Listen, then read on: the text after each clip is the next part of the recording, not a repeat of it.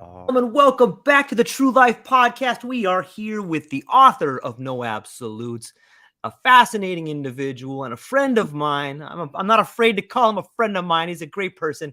And we're going to get into some more ideas about no absolutes and history and anything else that comes our way. Benjamin, you want to introduce yourself? Anything you want to start off with? Yeah, actually, it looks like my live stream popped up, Okay. and I'm getting a me in the background. So 1 second. Absolutely.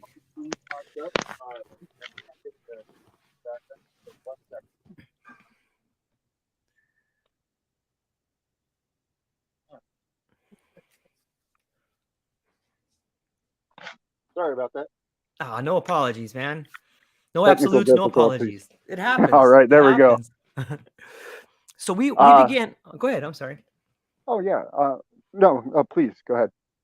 So we began our momentary conversation before the podcast talking about symbols, talking about it's almost like another language, these obtuse but familiar ideas that seem to be implanted in us by being bombarded on us. And I know a little bit about them, but I think and you may think it's a nice segue into history. Can you tell me a little bit about what you know about symbols, or what do you think about some of those ideas? Sure.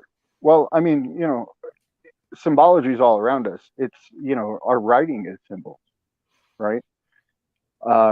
Which kind of goes back to words are important, how we think are important, because that symbology it's very powerful. We're attached to symbology inextricably. You touched on it in a video that you made yesterday, I believe. But we have ancient symbols that have traversed the world, and yet we don't really have a good meaning of what they are. Um, and one of those symbols is that swastika symbol, which it happens in the one you showed was the East Indian one, but it occurs in indigenous tribes across the world. Uh, and from my understanding, a lot of those indigenous tribes use that as kind of like a signifier for the seasons and the changing of the seasons, the hemispheres, the segments of it. And then the dots would represent the equinoxes. And that was also a tool for how they constructed structures to orient them into the right directions too. Um, and that's just one of how many hundreds, if not thousands, of symbols that are all around us. Another one you pointed to was the Starbucks one, and I recall it was a few years ago, but I think somebody did a dive on that, and it goes back to Zoroastrianism, I think. And it was the goddess Mina, the sea, or something like that. So it's really interesting that we see a symbol like that pop up today, and we see them all around. CERN just turned on, and they have a symbol of Shiva in front of CERN. And then we have less familiar ones, of course, but our history is replete with symbols. And so I wanted to segue that into, kind of the history of things. In my book, I just did a brief history of things. And since then, I've done a lot more research. And, it really seems to me that there's a cyclical kind of nature to what we call society. What we call our ancient societies are actually, from the evidence that I've been exposed to and have researched, they're kind of a re-pop up of civilization after the last cataclysm. Which, how familiar are you with like the Younger Dryas period? I'm pretty familiar with it. I've seen a lot of like Charles Hapgood's work on Mhm. catastrophism, and I've seen some interesting maps and the ancient maps of the Sea Kings. There's a great book by Mhm.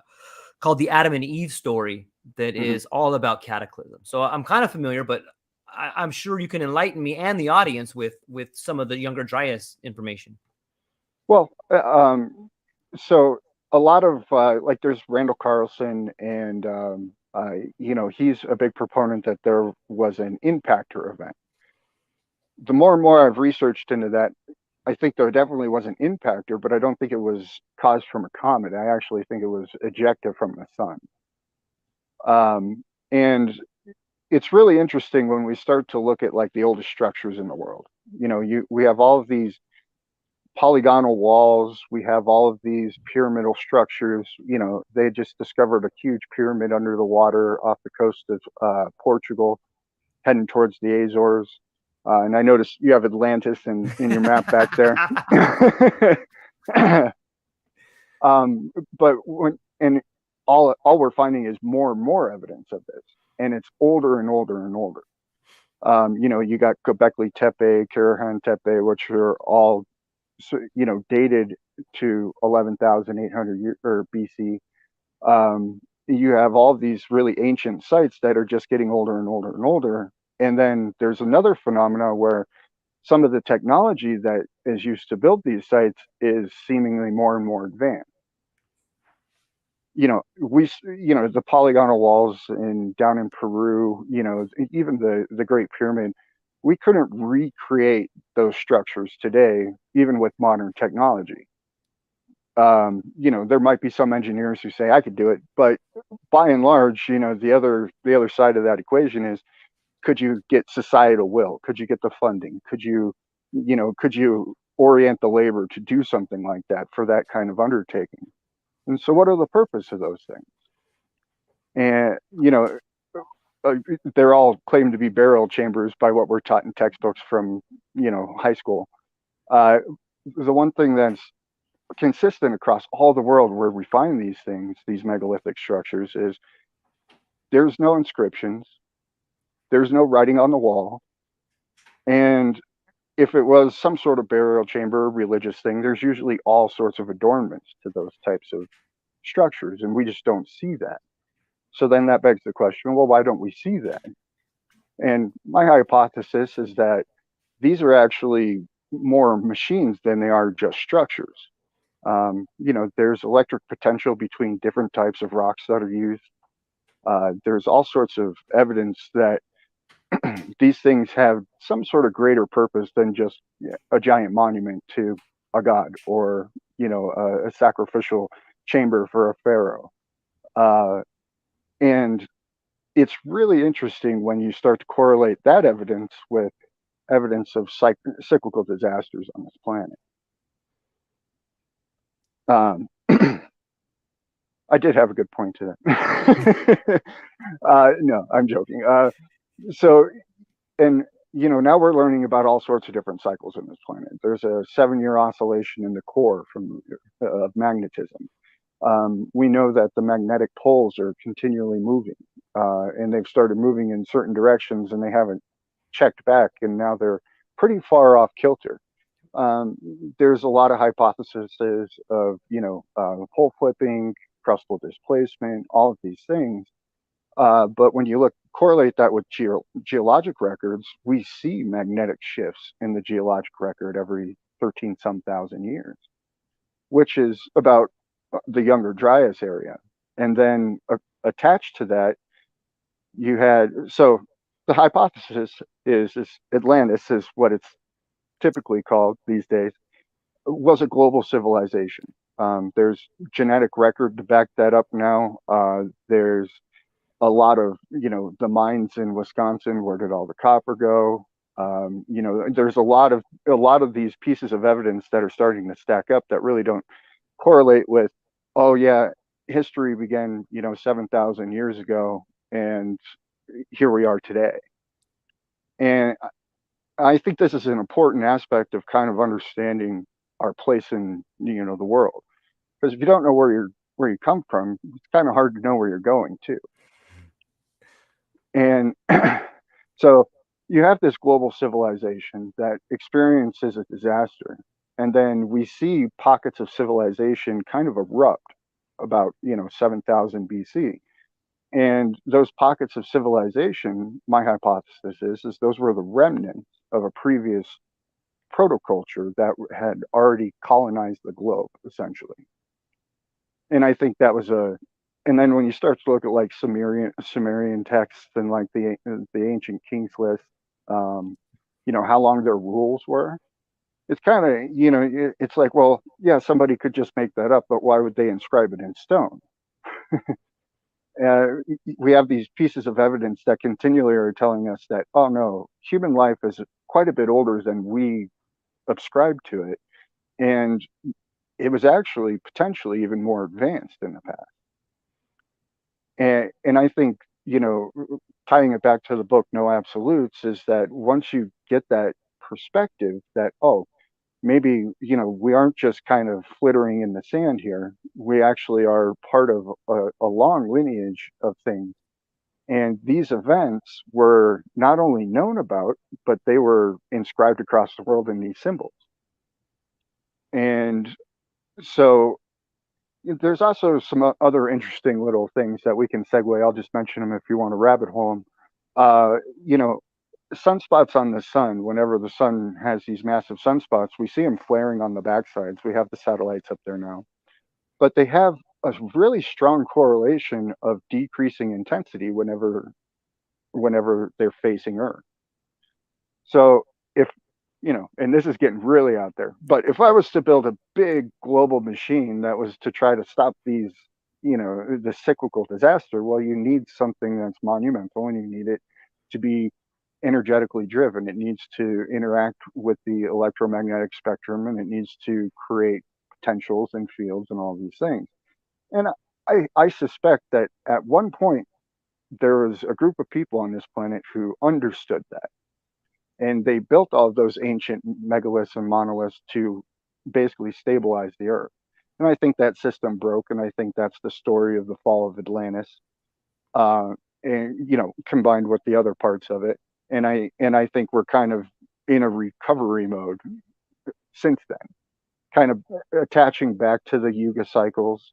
And then you have the indigenous peoples across the world. The ant people took them into the earth and brought them out, and this was the fourth time they had done it. We have a lot of these really old stories that kind of indicate that there is a cyclical disaster that impacts this planet.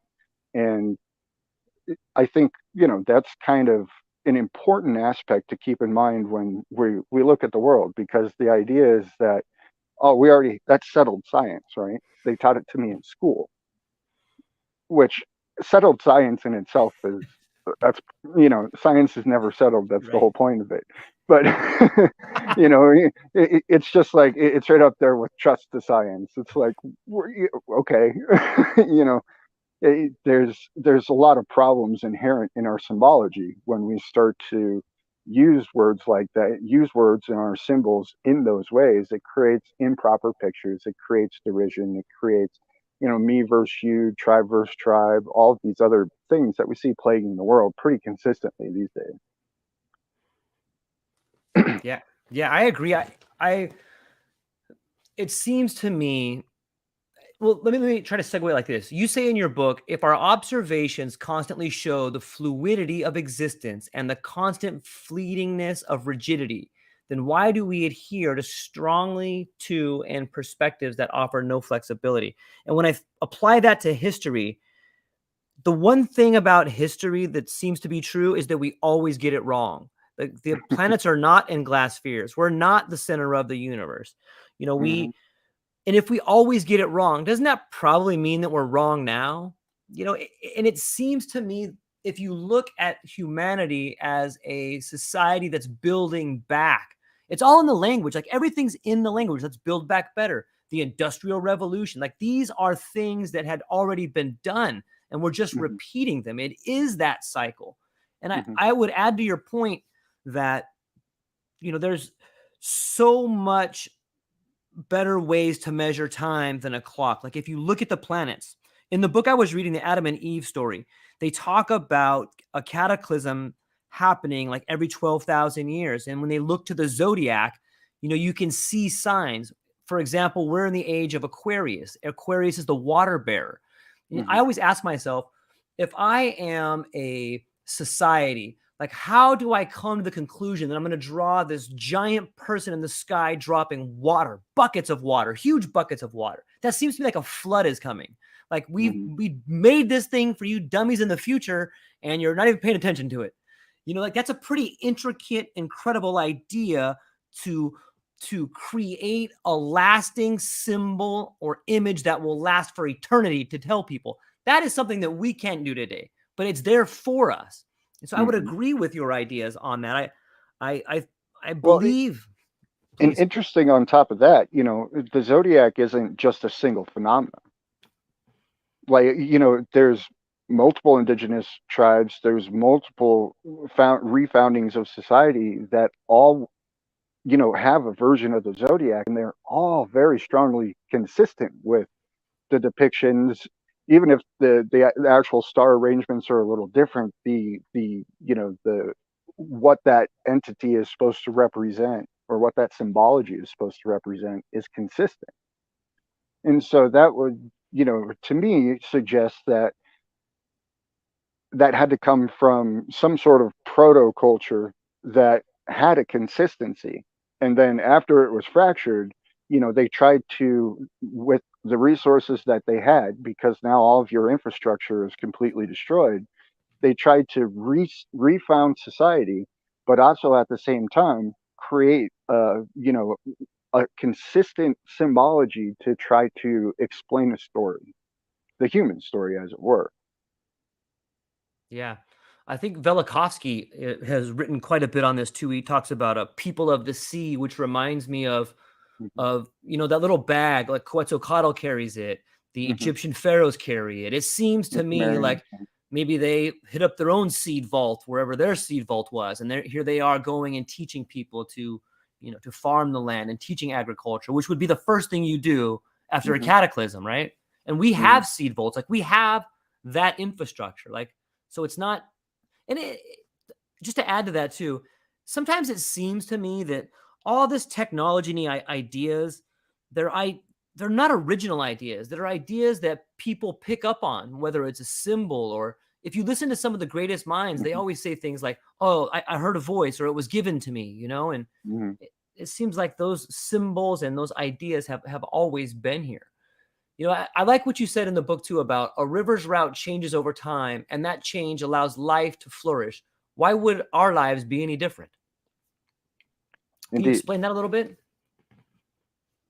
Well, and this goes into as above, so below, like we mentioned a little bit before, but we have these systems all around us. And these systems are, even though we may not understand them at first observation, or even looking at them for 20 years, if you can view them from and pull yourself back from a 10,000-foot perspective and look down at this thing, and then able to fast forward time at your will, you would see a whole flourishing of, life and death and regrowth and all of these things. But along that pathway, there's a consistency of, an ecosystem that's growing and evolving. And if you could stretch out even further and look down at humanity, and turn the time dial up, backward and forward, you would be able to see a similar pattern. We're constantly ebbing and flowing with the river, multiple rivers, as it were, but the river of time, ultimately. And that cyclical nature plays into that, and it plays into everything that we observe. I mean, there's not a single system that you can observe that doesn't have a cyclical or a helical type nature to it. um, Even when we're talking about, the smallest things, like, magnetic fields and things like that, all of our electrons, they have spin, they have, we have toroidal fields around everything that we call magnets. We have toroidal fields that kind of encompass what our heliosphere is, what our solar system is, how, the climate works on the planet. These are all continual systems, and energy goes into these systems at north and south poles. There's a really interesting study from, Neptune that went cold and then got hot, and you can actually see the heat radiate from the poles down. Jupiter as well, and it's an induction from the sun. I mean, we got this giant ball of plasma up there generating untold amounts of energy. It's really hard for humans to fathom these scales, right? For instance, at the equator, you're spinning 1,000 miles an hour relative to the center of the Earth, and then we're cruising about 67,000 miles an hour around the sun, and then the sun is cruising, some like I think 227,000 miles an hour around the galactic plane. We don't even know what that is. Even though I just said the numbers, we can't envision that. 60 miles an hour, things are going like this past the window. You get to 100 miles an hour and you feel like you've never moved faster in your life. We have no we have no idea what 1,000 miles, or let alone 27,000 miles an hour. Uh, and so our relative ability to understand these scales, I think, really creates a big problem for a lot of people, especially if you don't have the time in life and all you can read is a headline. Because now, relative to what's actually happening, the scale of all this stuff, people are like, they want to give you a personal carbon counter, you know, to count your carbon emissions. Whereas, the idea that particulates in the atmosphere are governing this system that is so many orders of magnitude energetically greater than you could pack the whole atmosphere with particulates and you still wouldn't even scratch the surface. That this is all the generator of everything is a really, to me, absurd notion. We have, and we have a lot of evidence growing this just how absurd it is, but at the same time, because of profits mostly, we're moving down a pathway where all of a sudden you're going to be counted for, how often you pass gas and how many hamburgers you ate this week, right? Yeah. Which is, and so we have some, when we don't understand the scale of these things, we are very inclined to move down these pathways that are detrimental to us, for one, but they remove us from that kind of ebb and flow of reality and nature and our relationship with nature. Yeah, I agree. I often think that the movement for some of the ridiculous climate change people should be every breath you take. Every breath you take. We're going to charge you That's a every good one. breath you take, Yep. Like, we don't do any studies on what the migration of the magnetic North Pole does to climate. We don't do any studies on what space wind does. Like, we don't, the truth is we don't know. And I can Right. understand that. Sometimes I think that the purpose of history and these type of cultural movements is to unite everybody, but it never does. Like, global warming is a beautiful idea. Like, hey, let's all rally around. We all care about the planet. We can get behind that. Kind of like, not if it's all bullshit. We can't because it's Well, wrong. well, that's the problem. I think is and this is replete throughout society at multiple levels. Is it's, hey, look at this really good thing, and people say, well, heck, I'm a good person, so Yeah. I like good things. But then the questions are never asked: who's doing the good thing? Who's where does the money actually go? Does the good thing actually happen? A little kind of side, for instance, I started a nonprofit. And as I was going through all the details for the state of Colorado, it gets to a line that says you have to spend 5% of your declared charitable cause on your charitable cause per year. 5%. So, Wow. right. And then, I know from I went through a startup program thing, and one of the startups in there was working in the nonprofit world. The nonprofit world's 400 and some $billion business.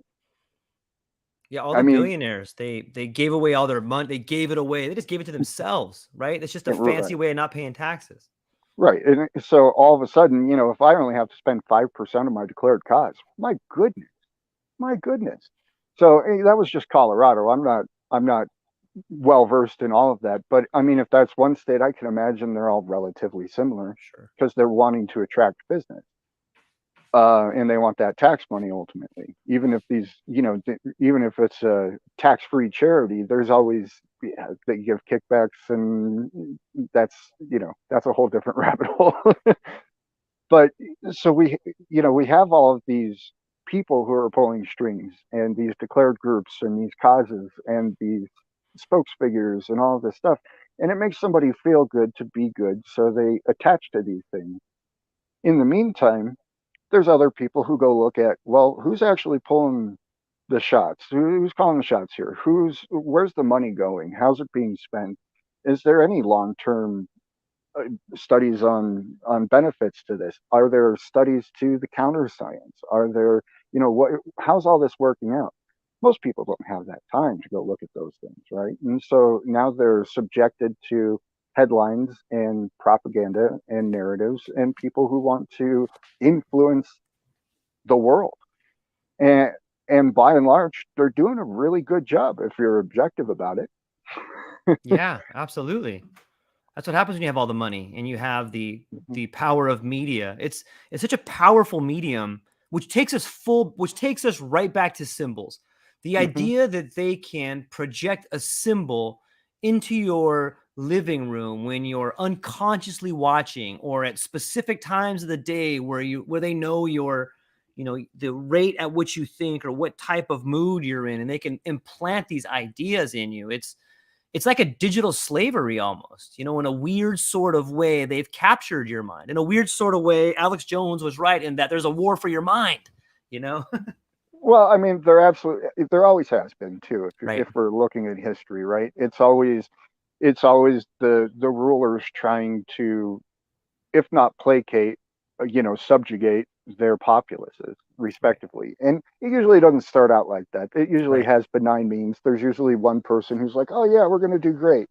The next generation, it usually falls out pretty Right. consistently.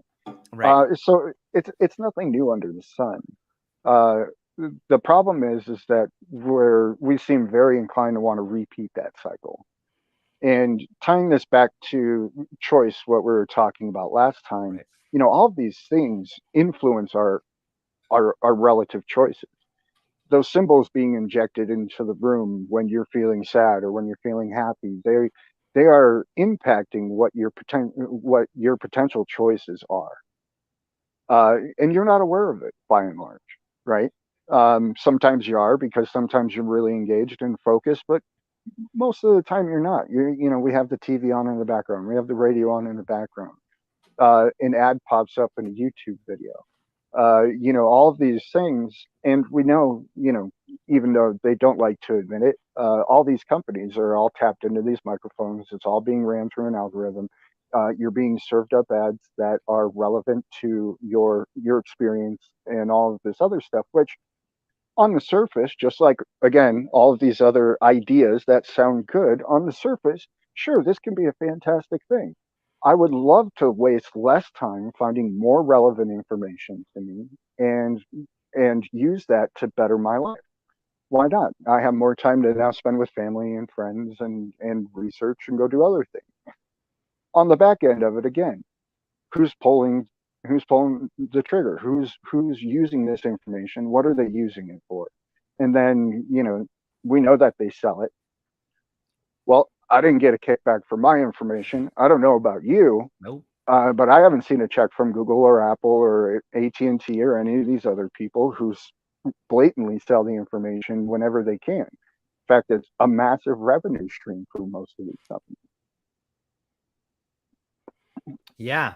It it reminds me of in some ways, I like what you did with choice. To me, you really laid out how it's not an absolute. It's not free will versus fate. It's both. And it kind of reminds me of that little limerick that Alan Watts used to say.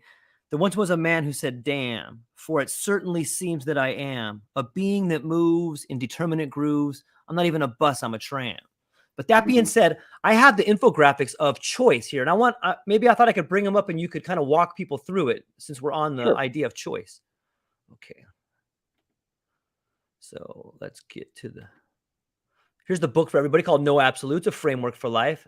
Just if you get a chance, go on there. The links will be down there. The book's called No Absolutes. It's a framework for life. it'll help you make sense of a lot of questions. At least it did for me. So, okay, let's get to here's we have for choice. Can you see that up on your side? I, I mean, I did create it, so I think I have a mental image of it, but it is pretty So true. small on my screen there. Okay. You yeah. So, the whole idea, how I see this grand tapestry of things, is that there's an infinite sea of potentiality. As that potentiality moves closer and closer to reality, it becomes a set of probabilities. And as we move throughout our days, as we have the thoughts we have, speak the words we speak, make the choices we make, that those probabilities fold down and reality is generated. And I like to, because a lot of people have deja vu experiences, Right. and I like to kind of use this to say, when you have all of those probabilities, you're just one little movement away from taking a left or taking a right, where the almost exact moment in time could have unfolded. It would have just been a little bit different, and we're kind of perceiving both of those at the same time. Mm. Now this gets into quantum physics a bit. And so they just redid the double slit experiment. You familiar with the double slit experiment? Yeah, where sometimes yeah, sometimes it's a wave, sometimes it's uh A particle. a particle, but it just depends on who we're lying to, right? Well, I I think the way I kind of like to describe it is that you're shooting electrons through two different slits, and on the Okay. back there's a wall, and on where those electron hits, that's called an interference pattern. And so when they noticed that the electrons would be almost traveling through both of the holes and then pick which one they were going to. And then they would, the original experiment was it's a wave until there's an observation, and that Mm. observation collapses the waveform into a particle, similar to how kind of like a choice would collapse the probabilities into reality. Uh, they redid that experiment with neutrinos, and they had a really sensitive setup, and they found that neutrinos were actually traveling through both slits at the same time. Wow. So, and then there would be an instant where one would completely just disappear and the other one would impact the detector, but they were able to detect the neutrino in both slits at the same time. So, kind of folding back into how reality unfolds in my hypothesis here, is that those probabilities that you see, you get those deja vus. Those are right next to that sensor, right before it hits the sensor and is actually determined where it's going to be, that observation effect. It's both of them are still in the slit. Both of those probabilities of what could happen next are still a potential right in front of you. And then one of them happens and one of them doesn't. But our brains are this giant pattern recognition machine. And so it's always observing these patterns. And so sometimes, that pattern was close enough to how we compile reality, which there's an estimate I saw a long time ago. It takes some 4 seconds for us to kind of process reality. It's already happened. It's just kind of what our, the function of our brain, and it's the function of every brain. So we kind of all live on a pretty consistent reality. But that also gets into, how when you have very traumatic events or when your adrenaline starts pumping, we perceive these time dilations where time slows down and time, seems to almost stop sometimes, or time speeds up whenever you're having fun. Yeah. Uh, so there's related phenomena, but from a physical level, this is how I see physical reality kind of unfolding. And then after it unfolds, our choice is reflected back out into the ether, if you will, and it interacts with all of the sea of potentialities, falls into a category of the next probable moments, and then the next reality based upon our next choice and our next choice and our next choice. and the cumulative choices of everything in motion.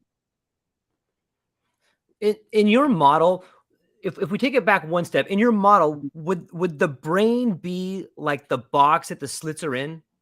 Like, how would that shape up? Well, the brain is going to be, we're giant transceivers.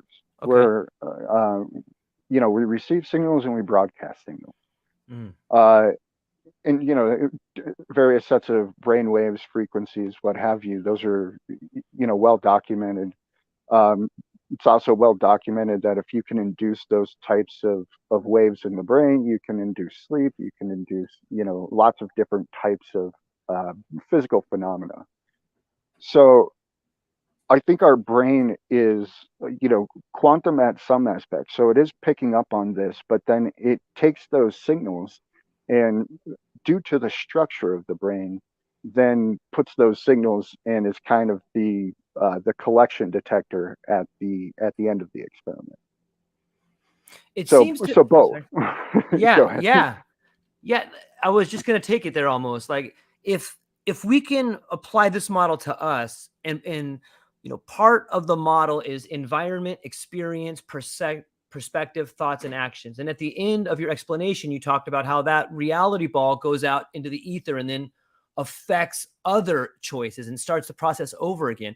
It almost seems that tell me if this sounds crazy, but it seems to me that everything around us is also having a choice in some weird sort of way. Like we know that plants talk to each other, and Right. all these other life forms talk to each other. Can your Mhm. model be applied to the other forces of life out there? Oh, absolutely. I mean, that's all part of this interwoven tapestry of information. Because everything that's in motion is is impacting the next unfolding moment of reality. And you could call those choices, sometimes we call them chemical reactions, sometimes Yes. we call them pheromones, sometimes Yep. we call them, you know, uh, acts of God, Yeah. even, right? But all of these things that when they happen, they are going to be propelled out and they're going to influence all of the next happenings of reality. Yeah. It brings me to another interesting jump off point that takes us to psychedelics. I'm a huge fan of psychedelics, and I have found, at least for me and multiple people that I've talked to, is there's this sort of communion with nature. If you take like even a small dose of mushrooms or most psychedelics, but for this particular argument, I'll use psilocybin. On big doses of psilocybin, and if you look back to the different tribes or indigenous people, you can see their connection with nature. And it seems to me that obviously plants can't speak English, but they can use different hormones and they can use different pheromones to communicate with each other.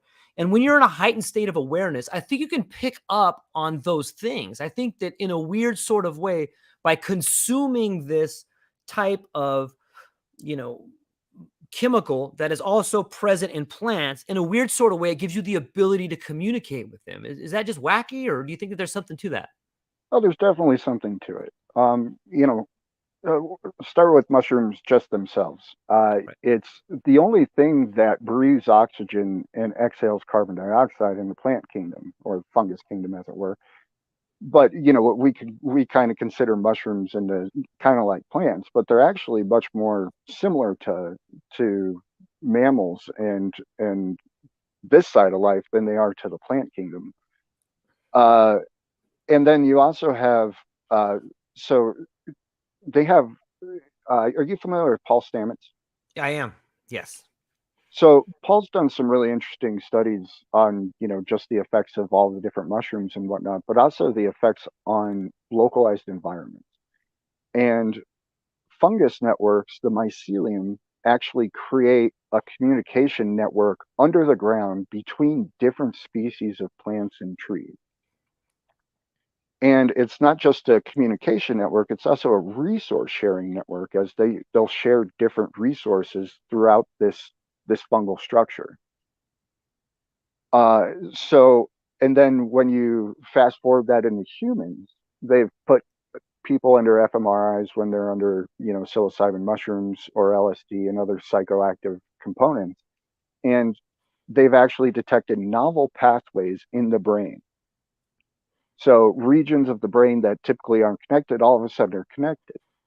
So now instead of your very, your sensory data for your visual cortex just hitting the visual cortex and being processed through that mechanism, now all of a sudden there's novel connections to your auditory complexes.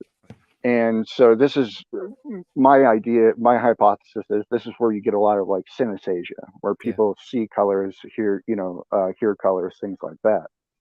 But to your point, to your question, it, yeah, I think those connections are actually, we're giant transceivers, antennas, and so we're receiving more information. That sensory information is being processed in greater portions of our brain, and through that process, we are going to naturally pick up just more signals, more information, more data about our environment, about what's around us. There's a lot of very interesting aspects of people having, shared hallucinations. And not just, oh, I kind of saw something, but oh, yeah, we all observed this thing clear as day, no question about it. Well, how could that happen? Well, there we could go into that pretty deep, but if you just look at those kind of that bits of information we just talked about, if all of these novel connections are being made, it's going to be dictated not just about the internal environment, but also the external environment. So all these people sharing the same external environment and the same abundance of information and being very attenuated to it, all making their choices about how to proceed with this experience. Now all of a sudden you have a symphony that starts to happen. Um, you know, and then if we look at other cultures like a Sufi culture, for instance, they have this whirling dervish dance where they put themselves into a trance essentially, and it becomes a group event. So similar states can be induced without, like a psychoactive substance, but we produce all those psychoactive substances in our brain as well. Yeah, 5-MeO DMT, seeps out of our pineal gland. We have, the ability, we have all these serotonins and dopamines and norepinephrine and all these other things that when at high levels produce very interesting results, and you can induce that via psychoactive substances, you can via extreme exercise. I've been wanting to train for an ultra marathon for a while, and I've gotten up to about 50 miles a week. And I'll Wow. tell you what, when you go on those big long runs, it is, people talk about the runner's high, but once you go on a really long run and you really stress your body, all of a sudden you get into just really hallucination. I mean, people claim to see all sorts of stuff on some of these crazy 240-mile races. That is so crazy. This is a great point. You had shared a story with me about psychedelics and running. Would you share that story with me and my audience? Sure. Thank you. Well, I decided one day down in the New Mexican desert, with an open window of opportunity, that I was going to have a bit of a vision quest. And I was left to my own devices with a whole bunch of mushrooms. So uh, I took the mushrooms and I was compelled to run. So I probably ate about 5, 6 grams of mushrooms, and I just went out and started running. And all of a sudden, I was, instead of the normal like hallucinatory state, I was in basically a flow state. My mind was working a million miles a second. My body was moving better than it ever did. I ended up running 30 some miles and getting sunburnt that day. That's so crazy.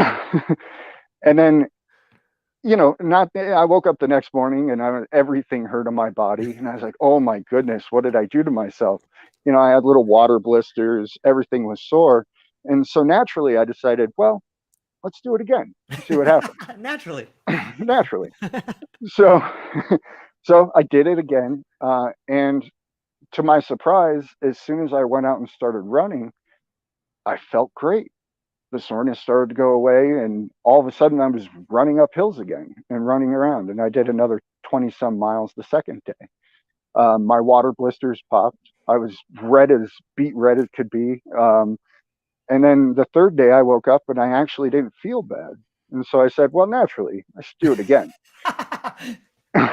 And so I did it again. All told, I went through about an ounce of mushrooms or so in 3 days under the sun. And a couple interesting takeaways. One, uh, it allowed me to be very, very active with running, and it reset my body.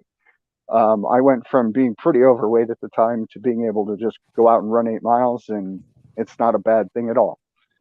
And then I also don't get sunburnt anymore, which is fascinating. That is And fascinating. I had first heard of this from Paul Stamets. He had mentioned that on an epic mushroom dose down in the tropics of Mexico or something, he got sunburned and he hadn't been sunburned again. And I was like, huh. And that was 4 years ago or so, and I have yet to encounter another sunburn. Wow. Yeah. It's mind-blowing to me to think about the potentials. There's a lot of I can't think of the name of the book, but there's a book that talks about indigenous tribes in South America. Just all of a sudden, they just do this. They just get up and then they'll go run like an ultra marathon, and then they'll do it again. So there's plenty of evidence to support kind of a similar thing that happened to you. Have you thought to yourself, man, maybe I should see if this was an anomaly, or have you found some guinea pigs to try it on, or have you found a way to test out your theory? I have. I've performed a few mushroom ceremonies now for people. And I was able to duplicate my results of, just super energetic, not hallucinatory states, but flow states where, you're able to accomplish just about anything you could imagine, running up mountains, and people who are out of shape or in less than great shape, men, women. So yeah, it's a duplicatable process too, which I find fascinating as a researcher and just somebody who's interested in human performance. Yeah, it's interesting to me that there are people out there who are skeptical about psychedelics, but it might be the one of the only things in science that is definitely something that can be repeated. Like if you take X amount of mushrooms, you will have a trip, you will have a thing. I was not aware. I've been aware of the feeling of clarity and visions and almost different dimensions and the experiencing of time, but I have never attempted to try and push my body in a certain way. And I could see how it would work. It makes me want to give it a whirl out there. It sounds fascinating, and I've yet to read that part on Stamens where he about the sunburn and stuff like that. But there's plenty of evidence out there. It's a fascinating story. It was on a Joe Rogan podcast. I think he Ah, mentioned it. Yeah, it's a really fascinating thing, because it does have a consistent right. duplicatable experience. And when you can, I mean, this is people who, a couple people who weren't really even able to walk all that well were all of a sudden jogging up a mountain. So, you could take any pharmaceutical drug in the world and you're not going to be able to do that. But the symbiotic nature of Mm, psilocybin and the human experience, um, to me, is clear as day. Now, I think there's also methods to that madness, right? sure. People who are, if you're just down in 12 grams of mushrooms and looking to go, talk to whatever entity you have in your mind. Well, there's something to be said about that, sure, because it is an experience. But I think, you know, much more to just everyday health, longevity, ability to, be physical. Uh, Adding in just a little bit of mushrooms combined with physical exercise and sunlight seems to be a very interesting recipe that I think definitely should be explored a lot more scientifically and through research. I think actually Paul just got a $60 million fundraise for his psilocybin mushroom company. So Wow. I think it's coming down the pike too. Yeah, it really makes sense if you look at the literature coming from these different psilocybin experiments with PTSD or Hmm. depression, and we take those particular studies that most people have read, and we combine it with your your ability to go from not being a runner at all just to being able to get up and go run. And we also add in the fact that it does a end run around the default mode network and it changes these parts of the brain. Well, I had a friend whose dad had a stroke and he had to Hmm. teach himself how to talk again. And the way that Right. it was explained to me was like, okay, he had a stroke, so you know Broca's area or something was damaged, but if he practiced and he focused and he found a way to talk again, to do an end run around that part of the brain. Well, Hmm. mushrooms are already kind of doing that. They're if they are, lighting up different centers and allowing for different connections to be made, it would make sense that you could get over depression, you could get over PTSD, you could move your arm again, you could go run, you could get over all these things because you are engaging parts of the brain that help your body act in a certain way. And it's that mind body connection that's maybe Right. being healed or being connected for the first time in a long time or something like that. It's fascinating to think about. I agree. I think the demonization of those things is getting close to an end. Hmm. Um, uh, at the same time, it's going to be an uphill battle too, because once you start to, sadly, all of this comes back around to profit and money. Yeah. Why would companies who are making billions of dollars in treatments want to find a cure for something? Yeah, I, there's nothing there. you're right. I mean, yeah, the people who are genuine healers and want good for people, yeah, we all want the cure for something. Uh, but once again, these good ideas, who's behind them? Who's pulling the strings? What's their motivation? And I think that's, we'll probably cycle back around to that often because that's just the state of our society right now, is it not? Yeah. Yeah, it is. It's You can see it happening right now. Like I like to follow a lot of the companies and the people that are I like to read the studies to see what's happening. And it Hmm. seems to me there's a pretty big divide beginning to happen in the world, especially of psilocybin. And it's like we want to patent this particular way. We want to Oh yeah. patent set and setting. And Mhm.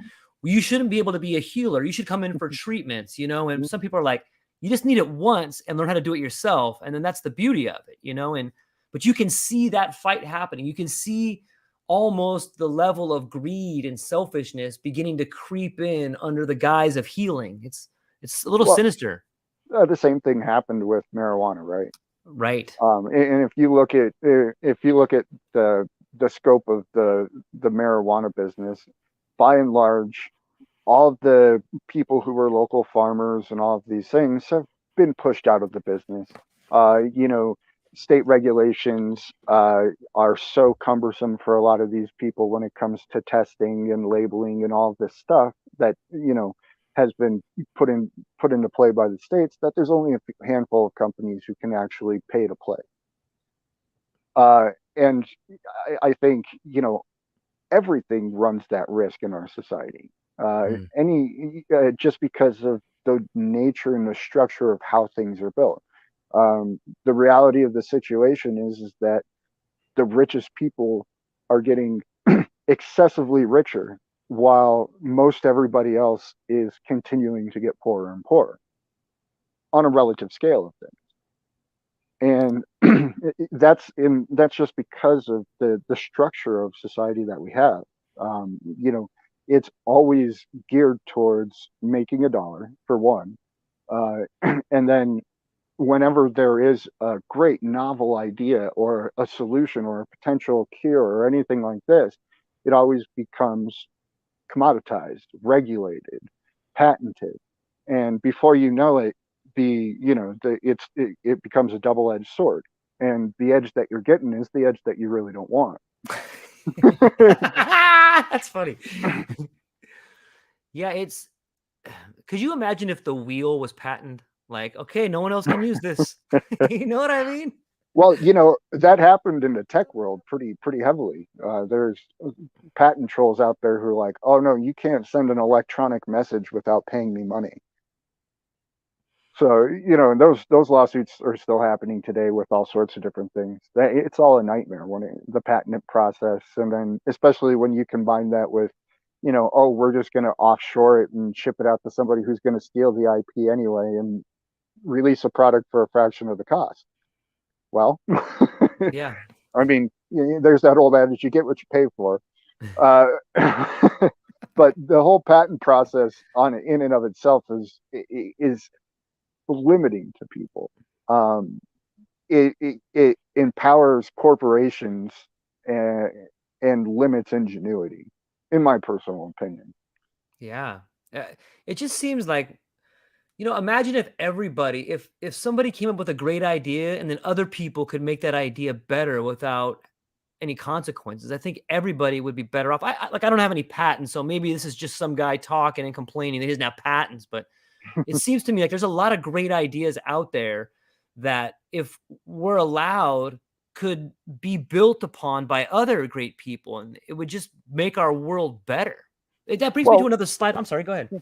well, I was going to say, and that's really kind of the advent of open source technology Yeah. out in the world, and it holds true. I mean, because of open source technology, we've had incredible, programs and systems and things like blockchain technology and all this other stuff come out into the wide world with the potential to really change the world.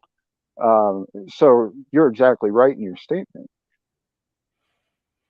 Yeah, I think I think what we're talking about is the breaking free of chains. I think that that's why the world is in such chaos right now because you can't put that genie back in the bottle, whether it's cryptocurrency or whether it's different types of energy or whether it's the shifting magnetic north pole that's allowing people to wake up or where we are in space or it's the age of Aquarius. Maybe it's all these things combined, but like that's what gets me excited is that I can see a different level of freedom being born and just you and I talking, just the fact that we got to meet up and we've begun having this relationship and talking about things that we both have in common, we both find interesting, and we're both being rewarded, and we're on different parts of the planet. And this freedom, I think, is being born, and the children that are born today are going to be subjected to ideas and freedoms that our grandparents could only dream of. Absolutely. And on the other side of the fence, trials and tribulations. Yes. Um, again, I think looking at the system from a very objective and very large view, we have a broken system at scale. We have, you know, it's, from the top down. Everybody's bought and paid for at some level of the game. You can't, just because it costs so much money to play that game. I've I've borne witness to certain instances and I've heard others, but I saw a person running for a local seat lose. And then what did they do? I was talking to him 2 weeks after the fact, and all of a sudden, they got $100,000 offer for their next campaign, so long as they decided to, toe the line, so to speak. Never heard from that person again, but they won their next campaign. Imagine that. Yeah, so that's kind of when you have that substructure, because at the root level, structure kind of dictates what happens at the substructure dictates what happens at a reality level. Like Mm, the color of your eyes, for instance. Color of your eyes is because the structure in there doesn't absorb the color of light that's reflected back. mm. So these substructures of how everything's built have a grand influence on the final result, the end product. And when you have a system that was designed to represent the will of the people in the West, and you have on top of that, another system that allows anybody to pay just about any amount if you pull the right strings and cross the right I's, or dot the right I's and cross the right T's. Uh, then all of a sudden you have a conflict. Well, who wins in that conflict? We know who wins. Money wins in that conflict just because of the way that the world exists. And now all of a sudden money's pulling all of the strings. So who are those people with the money? What is their intent? Why are they pulling the strings? It completely corrupts the process that's in place, for one. But worse, it limits all of the future options to have Mm. these ideas like an open source thing and limiting these patent protections and stuff. So we could actually have, like, 3D printing is a great example. They used to call rapid prototyping machines because that was the patent. The day that that patent finally expired was the day that 3D printers were born into the world.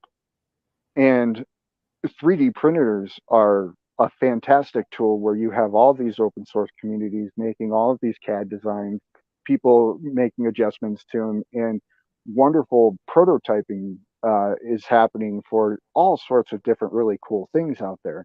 And then because now I can have a $500 3D printer and I can stand on the shoulders of all these giants without having to cut red tape and jump over walls, all of a sudden I can experiment in my house. And how many genius ideas are, there used to be the old, it was born in the garage and then was $1 billion company. And that was kind of the 90s Google story, right? You don't hear those stories anymore. Nothing's born in the garage anymore. The barrier to entry to all of these things has become so prohibitive. And it stays prohibitive because the people who have already entered, they make a lot more money by keeping it prohibitive. Yeah. And so we're stuck in a bit of a catch-22 when it comes to that.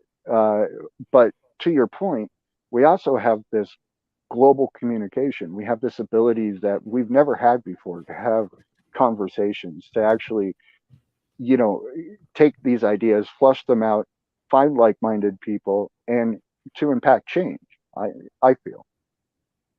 Yeah. It brings me back to your book. Like, you get into the you both talk about fractals and you also allude to them, and you make different examples that help me to see the world differently. And I'll give you an example of what I mean. First off, I'll start with, there was a quote, I forgot who said it, but it was something along the lines of, you can see the entire universe in a grain of sand.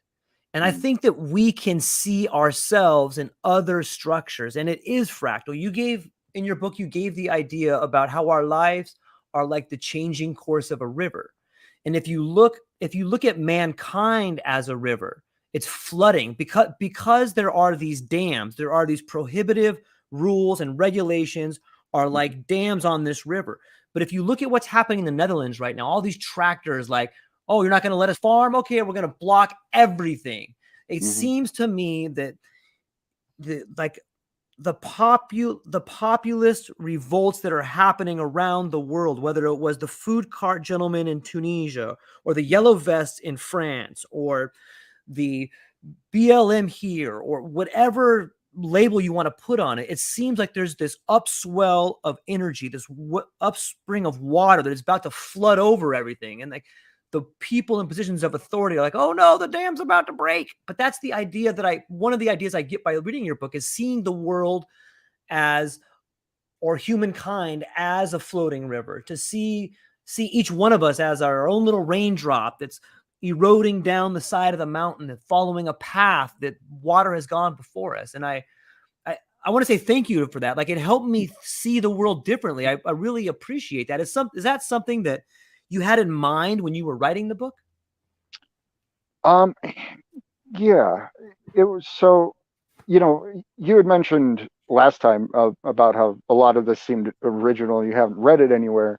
I would say a lot of reason for that is because I didn't go down a traditional path. I didn't read every philosophy book before I decided to write something about philosophy. In fact, I read none of them pretty much. uh, Perfect.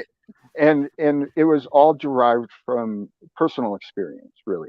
Uh, on top of my, research and passion for all sorts of different systems, how the world works, how the human body works, how ecosystems work, all of that, and then combining it with, really the underlying how things work at just a general scale. I got to the point where, I was able to just envision that, and once you can see it, I think you can attest to it. You can kind of see it everywhere, Yeah. and it just becomes this ubiquitous perspective that you can now harness to look at the world in a little bit of a different way. And that little bit of a different way has been exceptionally beneficial to me, not just to understand the world and pick apart what's happening, but how to deal with that on, an emotional level, on a personal level. I mean, if you look at a lot what's going on right now, people are in a state of hysteria. For years, past couple of years, they've been locked down. Everything that was good has been turned bad in one relative perspective or another, depending on where you are in the world and what your feelings towards a situation are. And on top of that, it's one crisis after another. Well, if you don't deal with these things psychologically, if you don't have a mechanism, a process, an understanding of the world, a way to dissect and view this at a healthy level, you're we're seeing it. You have people who are falling off the rails. You have an uptick of mass shootings. You have all sorts of craziness, crazy responses that are overblown responses to things that people don't even understand what they're responding to. They're simply reacting because that's the only thing that you can do in a state of hysteria is just react. Uh, so that's eh, from just a big general level. Without having that ability to see that flow of humanity, to see the how the different perspectives of how reality is driven, to be able to understand this information, you're going to be lost awash in that river, and you're going to be stuck up against the dam, and the pressure is going to build, and the pressure is going to build, and there will be a problem. The dam will break. Uh, your your little existence will be completely overwashed by the rush of the the other, the whole world essentially. And I think without having these conversations, without reason being brought back in to the table, uh, we end up in a very, very detrimental and deleterious and dangerous state. Yeah, that was really well put, really well done. It makes me think that in your story, you use people being washed up against a dam and being caught. That seems to me a lot like absolute thinking. Like if you have these absolutes and you're just washed up against this wall, and that's exactly what your book does. Ladies and gentlemen, it's called No Absolutes, and here's why it's awesome. If you look at where we're at today, I have found, and I think if you get this book and read this book, you too will come to the conclusion that if you just take away the absolute, you take away that wall, and you have this ability to be like, oh, well, maybe that's not true. In fact, that's probably not true. What about this? It's freeing, it's liberating. And I want to take us to another slide because I really want to get your opinion on this one here. So, but it blows my mind to think about no absolutes. And I know I keep saying it, but it's awesome. I really appreciate the I way that appreciate. yeah, I think most people will. Can you tell us a little bit about this slide? Yeah. So this is the logo of the book, and the idea is, a framework. Yep. Uh, I'm not going to be able to see those Yeah. because I am blind at a distance here. But I'll start with the center because I know what that one is, Okay. and it's balance. uh, and so, you know, at the center of all this stuff is, it's very important, and it just kind of tapers onto what we were just talking about. Is you need to find a balance, and in order to find a balance, well, first you have to have a foundation that you can stand on. If you're standing in quicksand, uh, really hard to find some balance.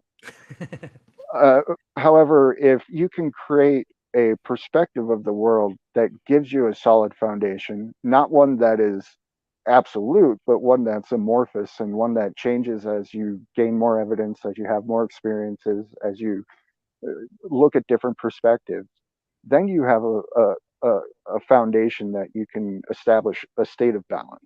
And being in a state of balance is, people talk about it from multiple different perspectives and have methodologies about it, and there's meditations and all of this. But I think fundamentally, most people understand what balance is, and you don't need to get too metaphysical with it uh, to really kind of convey the idea that when you are balanced and when you can imagine yourself in life being balanced, well, everything really moved along at a much more harmonious and synchronous pace.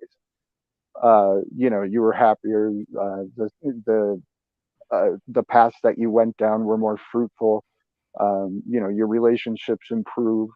It's when we get off kilter, when we let things affect us, and we lose that balance. Is all of a sudden when we start to, you know, have very negative emotions, get angry, feel depressed. Uh, all of these types of, what are mostly called mental health disorders these days. Um, which, there's a lot to be said about that. But again, if we're looking at that as a perspective, it's going to be, you have to take the totality of everything. Where does that all come from? It's an environmentally driven thing combined with a genetic thing. uh, and just like set and setting can change somebody from walking through hell on a trip or walking through a Disney movie little fluffy jungle. uh, those that perception of where we're at in life and how we got there is you know can very much impact our experience of reality. And then the tools around it, the points around it, were just kind of little axioms that I kind of just uncovered in my life, or somebody said to me at random or something like that, like accept gifts with grace, uh, which doesn't seem, it's pretty innocuous, but when you really get into that, uh, there's a lot to be said about that. Because why does somebody give you something? Somebody gives you something because, you know, despite everything else that's happening in the world, despite all of their, relationships, all of their dramas, all of this stuff, they thought of you and had the intention of giving you something. To not honor that, to not accept that with grace, is going to not only make that person feel bad, but you're not going to have the proper perspective of the gift. Now, how does that influence the future choices of both you and the person giving the gift? Well, person giving the gift's going to be less likely to give gifts, and you as the receiver, well, you're not bettering yourself by being aware that other people are thinking about you in this way, and so you're limiting your choices in the future of how you're going to act and operate in any given encounter. Yeah, Go ahead. I it's awesome. It's in I'm going to read just a couple other ones because I want to say something after I read some of the other ones. And it's be aware, don't prejudge. Choose your words wisely. Truth is relative. Seek out new information. Focus on the change that you can make. All things change. Reflect. And I'm for people that might just be listening, it's an incredible diagram. There's a cube, and inside the cube is a triangle, and then there's a line for balance. And what I want people who are watching this and listening to this to understand is the relevance of the cube and the different dimensions of the cube. It seems to me like a freeing way to think, which probably ties into framework.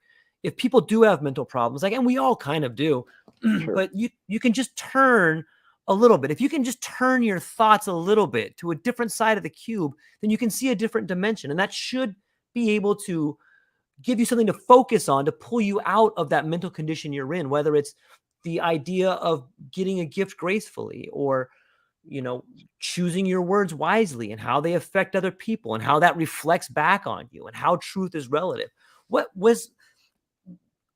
How did you come up with the idea to create this diagram in a cube like that? How'd you do that?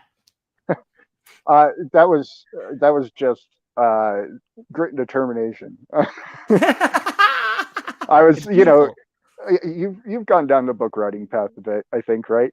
Yeah, So it's not easy to write a book. it's not. It's you think it's going to be easy when you start it, especially when you're ramped up on the idea. But a couple months of sloshing into the thing, all of a sudden you're like, wow, this is actually pretty damn difficult. What am I doing? What am I doing? Yeah, and I knew the whole idea was, oh yeah, no absolutes, and then the framework for life came as I was writing it. Mhm. And as I wrote these things, I started to see a cube. I started to see all of these different aspects, and a lot, they all deal with perspective at the end of the day. And to your point, just one little turn of the cube alters that perspective, and Yes. and that those alterations of perspective, everybody's familiar with. Somebody opens the door for you, a stranger, and smiles at you and says, "Have a good day." Who doesn't work at wherever, they just did it because they saw you coming. That that'll change somebody's day in an instant, and it's Yep. just that little shift of perspective. Uh, and so as I was writing, the framework idea was born, and then the cube seemed the natural. Uh, I'm a big fan of sacred geometry, and the cube became the building block with the triangle inside as a more foundational building block. The intent was to have a second book that would expand on that a little bit, but we'll see when that comes out. Again, books are hard. Yeah, they are. But you touched upon something. There's something that begins to happen to you in that creative state when you get to the point of like, oh, God, no one's going to read this. What am I doing? And then, or, somewhere at that junction, another voice kicks in and is like, hang on, I got you. Just put the pen to paper. I'll write it for you. It's almost like something starts writing through you. And then it's this weird idea of being in touch with maybe a higher consciousness that could be yourself, or tapping into information that's Well, all around us, or you know, I think this is really attributed in antiquity to divine inspiration, right? mm, That's what it is typically called. Um, Now you could you can look at it that, so I have similar instances. Mostly when I have a really hard programming challenge and I just can't figure it out. Well, I've learned over the years that if I can't figure it out in 20 minutes, I just go to bed and I wake up the next day and my mind has figured it out, and I'll solve it within the first 2 minutes of playing with it. So what's happening there, right? Um, and there's quite a few perspectives to look at that. One that I like to look at is, for instance, when you go to sleep and your brain's processing all this information, all of these little subconscious things happening, it's reevaluating every little sensory data throughout the day. It's adjusting, behaviors and chemical release based upon, all of the cumulative actions of your life and contrasted with today's sensory data. And that's, we write our memories and we do all of these other things, and all of these processes foment in our sleep. And then you wake up and all of a sudden the pathway to understand that information, that sensory data, now exists. And I think that what you're doing, we're tapping into just that greater source of information. Again, we're antennas, we're picking up all this information. And it might not be, you might not even know that it was when when you decided to take a walk because you couldn't solve something, that it created that right pathway to do it. And because you saw a sign that gave you the hint that brought in an old memory that you allowed you to solve this new problem. You could probably dissect that with the proper experiments and a lot of funding and blah blah blah blah blah, but I don't think that truly matters. I think what really matters is, that we're able to do that and tapping into that, some call it the Akashic records, um, you know, that I like to call it, the plane of information. Uh, but essentially we're all responding to all of these other movements and motions of everybody else, and we're experiencing this collective reality, and that collective reality is, always at some level divinely inspired. We're always moving within this sea of information, collecting more data and then making our next choice, and thereby creating more data and impacting the choices of others and things around us, sometimes to a lesser extent, sometimes to a greater extent. Yeah, I like I like the idea of marrying what you just said to the previous slide of choice. And I like to think of that story or writing these books and becoming that reality ball that goes out into the world and then goes into someone else's little container. And like now, because of what you did, because of maybe the book I wrote, like the allowing yourself to become an inspiration or a ball of change for someone else. Like there's something so awesome about that is worth more than any dollar amount. To Yeah, know that you've created something that can help another person make sense of a problem is its own reward. And I want everybody listening to this to know that if you're listening to this, you can do that. In fact, you have done it. You may not be conscious of it, but you have done it. But if you try to be conscious about it, you'll get better at it, and it'll become addictive, and it'll be something that becomes a positive agent for change in the world. And I hope everybody listening can do that. I hope they all get to feel what you and I are feeling. me as well. It's as you said, it's liberating. Yeah. That was,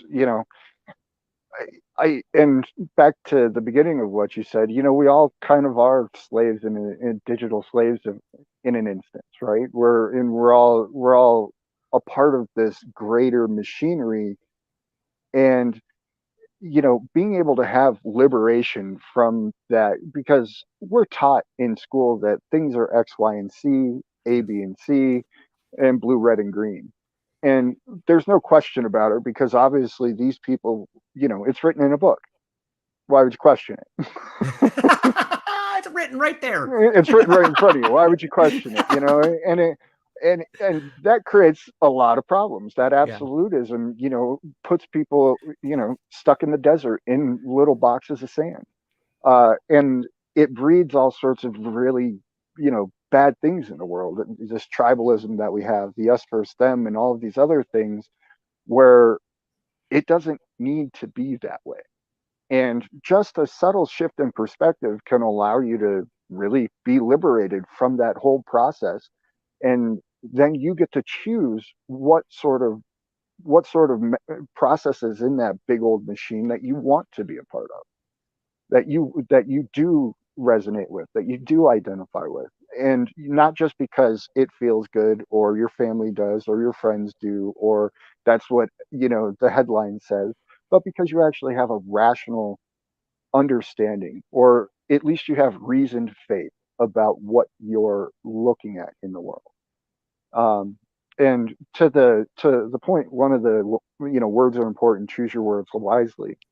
A lot of people use the word belief, uh, and to me, belief is a dangerous word. Belief is a suspension of reason.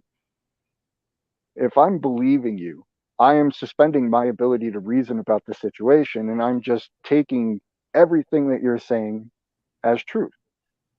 Well, how can that be dangerous? I think we can see that it's very dangerous whenever this happens. Just look at things like believe the science, which is Hmm. ridiculous, a ridiculous statement.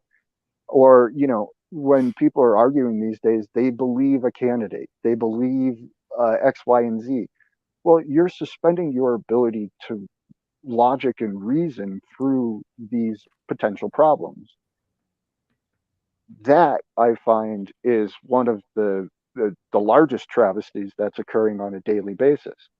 Um, and it's one of the reasons that I've felt compelled to be, do some podcasting and things like that. Yeah, I believe that this Kool-Aid will free us. I believe these black Nikes will get me to the mothership. I forgot there was a really incredible American Native American activist that I don't think it might have been Leonard Peltier, but I remember him giving a speech about, you know what? He said almost the same thing. He's like, I'm sick and tired of people and their beliefs. Maybe you think, maybe you know, but don't believe. But your beliefs are causing problems and killing people. And I should find out who it was. It was such a powerful speech that he gave, and like I was like, that was the first time that I heard it. And I was like, oh my gosh, he's right. Like these beliefs are so overwhelming, and if belief wielded by the wrong person can end up enslaving people or genociding people. It just goes to show how powerful we are. But yeah, I Indeed. like that. I think that beliefs become a framework that is limiting. Beliefs become a box that you're trapped in, and pretty soon those beliefs become so comfortable and so Well, warm and that it's you don't want to leave. one not of your own making, which makes it all that much more dangerous. Because if you put yourself in your own box, at least you know where the box is. But if you put yourself into somebody else's box, now you've lost your own box and you don't know where the walls of the box are. Yeah. It's it's fascinating to me that we have this influx of communication and yet we have such a lack of conversations like this. Agreed. It's it's both scary and liberating to hear the words of some different cult leaders. You know, Hmm. I don't I'm not I'm not a fan of cults, but I am enamored with the way in which charismatic leaders have the ability to communicate in a way that is so powerful. And Hmm. I remember reading about how corporations would study Charles Manson and Jim Jones and try to harness these ideas to get their message across, and Hmm. I say it's scary because these these ideas of communication can be used to wield incredible violence. But on the flip side of that, the same communications can be used to liberate people. And it just depends which way they decide to go. But this idea of communication, this idea of absolutes and no absolutes, this idea of thinking outside the box, this idea of being trapped in the box, it all happens in between the box in your head. And you have that key to free it. I think that there's a lot to be said about that. Me as well. I wrote a book. A great book about it. A great book about it. I got another slide I want to take us to right here. How you doing on time? You okay? Yeah, I'm fine. Yeah. Okay, good.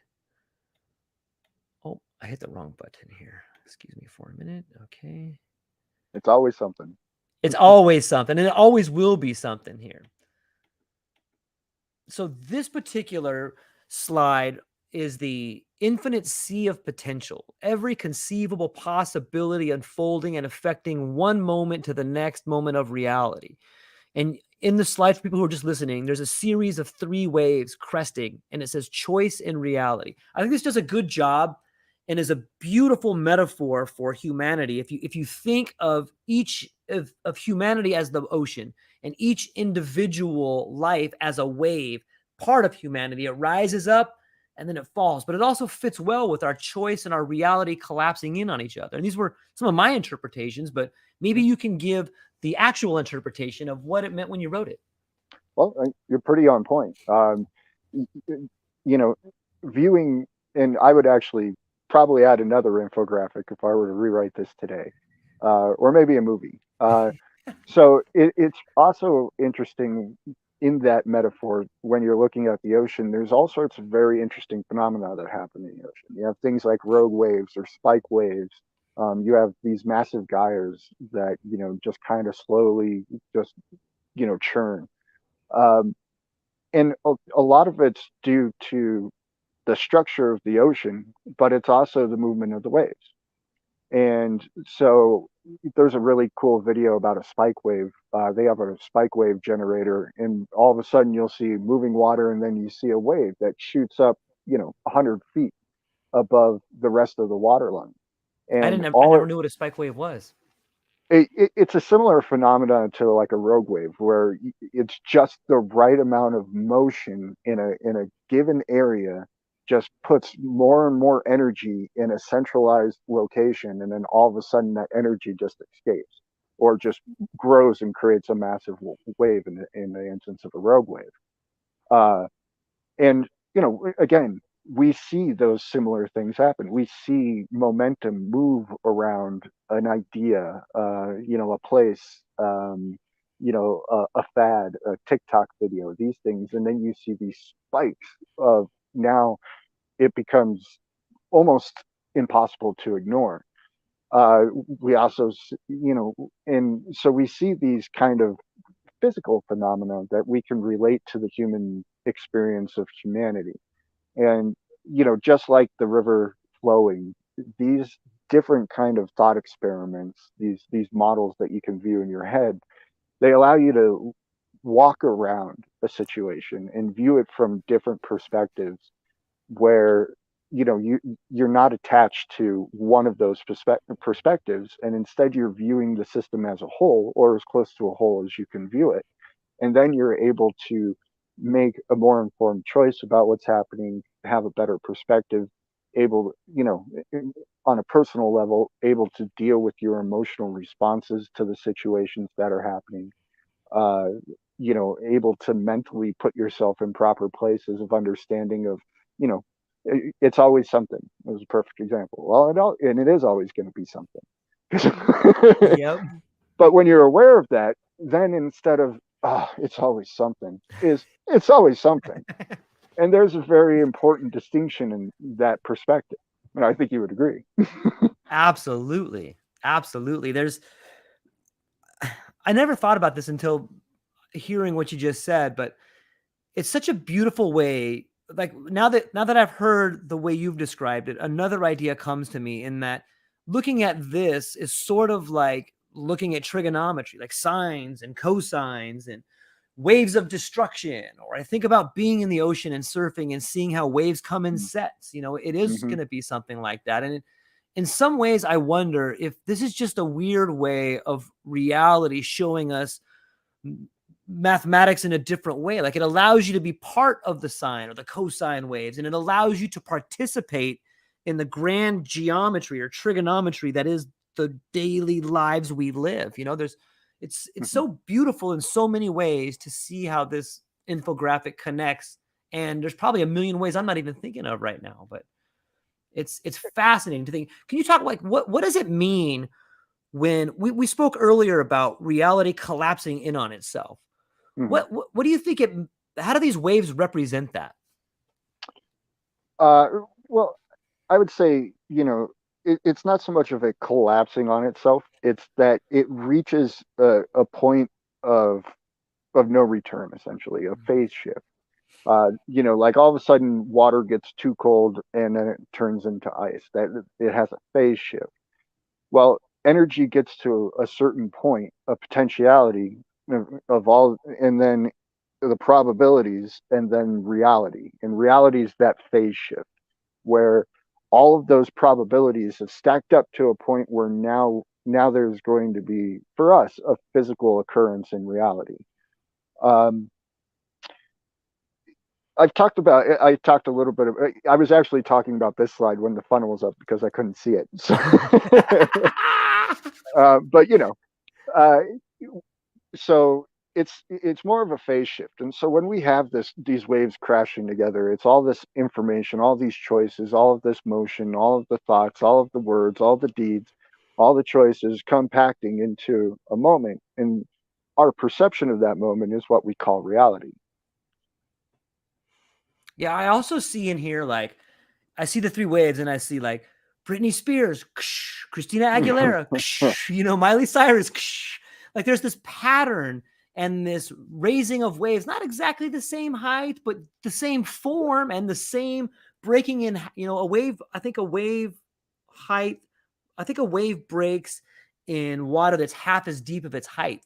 And there's probably a Yeah. formula you could use to apply that to reality in other ways. There's so much Sure. to learn just by watching this, which brings us full circle to the idea that you can see the nature of reality in the grain of sand.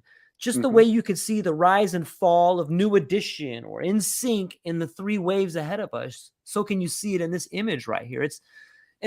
Again, you probably get tired of hearing this, but this is all in the book, No Absolutes. And it's graphics like this that, Benjamin, that really got me to want to talk to you, because I've never seen it represented this way. And I think that even someone without a background in mathematics or without a background in science can look at the infographics and be like, that makes a lot of sense to me. And they'll be able to actually grasp concepts that maybe only get taught in a pre-calculus class, but they can look at this graph of a wave and be like, oh, I get it. It's a beautiful way of describing a complex situation in the form of a picture that allows a person to come up with their own idea of it. And that to me has always been the best mentors to me, is someone that would use the Socratic method or just ask me a question and force me to come up with the answer. And I think that that's what these images do. Well, I'm glad the intention got through. Thank you. No, we talked about it a bit. As above, so below Yeah. is an old Gnostic saying, and there's a lot of perspectives to that. And just like being able to view the NSYNC, Britney Spears, Christina Aguilera through this, it falls right into that. As above, so below. We can see these movements, these motions, and you know they're almost predictable. Almost is the key word there. But when you get to larger scales, then they become even more predictable.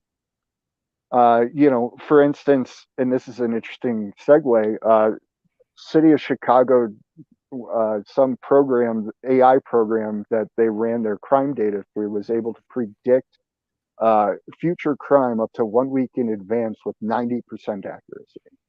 So they claim. This is exactly that method being applied, probably not in the way that it should. Right. But it's exactly so. They're taking the topology of the city and they're taking the crime rates of different types of crimes, and they're running that through time and based with some other things, and they're able to predict with pretty decent results of the occurrence of the next incident. Uh, you know, this is again the potentiality, the probability, and the reality coming into play. Uh, Again, not a good application for this. I think a lot of us our age ish saw Minority Report. That wasn't good for anybody, I don't think. Yeah. Sometimes I uh, think it's just Peter Thiel, like, frantically reading Philip K. Dick novels. Like, I can make this happen. I can do this. well, it's very interesting. They're kind of looking at science fiction and Right. then reality. Fast forward 50 to 100 years, and it's uncanny how many things from science fiction's past make it into science's present. Yeah, how much of science fiction readers are just clairvoyant priests? I heard a pretty interesting argument that said our memories come from the future. And it would make sense that someone is somehow in a state where they see the future, but really they're seeing a memory, and then they're able to recreate it. Like, I should look up where It's I interesting. saw that at. Yeah, it's and it gives a lot of credence to science fiction writers, as we think of them as visionaries, but might it be better to think of them as memoraries or memories? Well, it's interesting. In my model of information, I kind of came to the conclusion with my research that the universe is a four-dimensional hypersphere, and I'm sure you're familiar with like a tesseract. I am. Uh, Yes. Yes. and you've probably seen the animation where it's kind of all flowing through Yep. each other.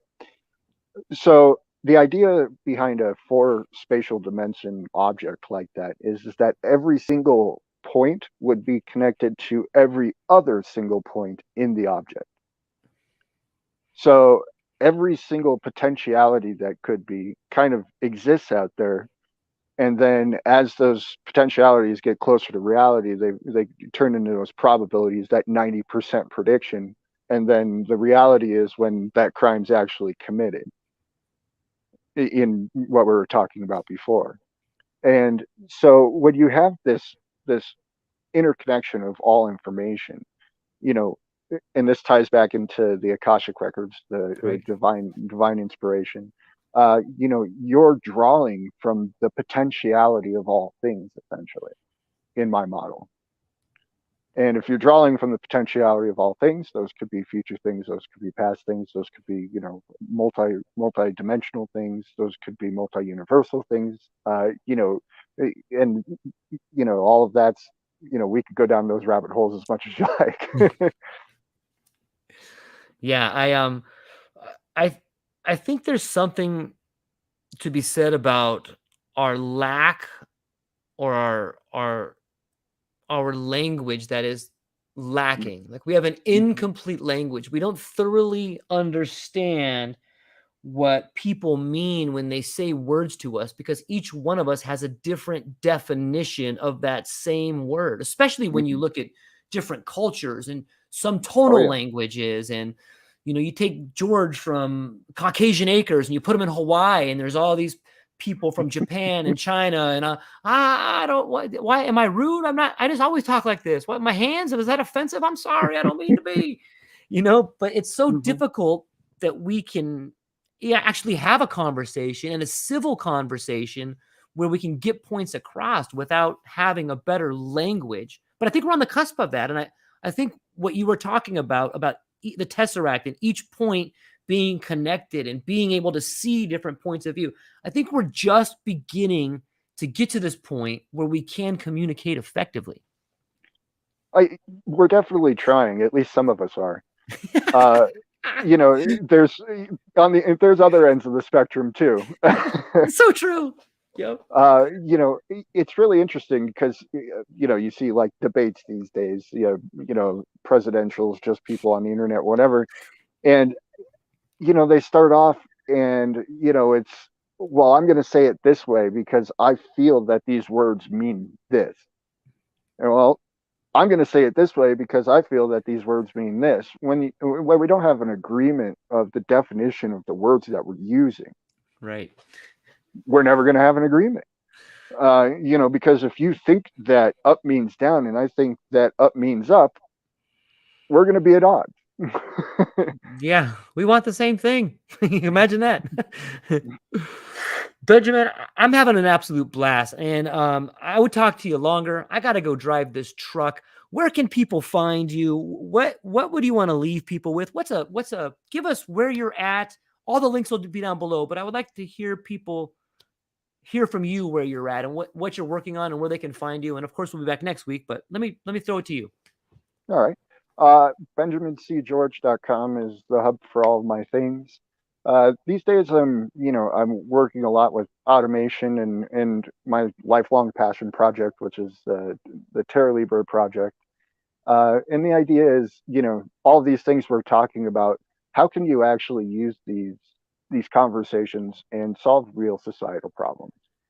And so that's kind of my current focus these days. And you can find more on that on the website, again, BenjaminCGeorge.com.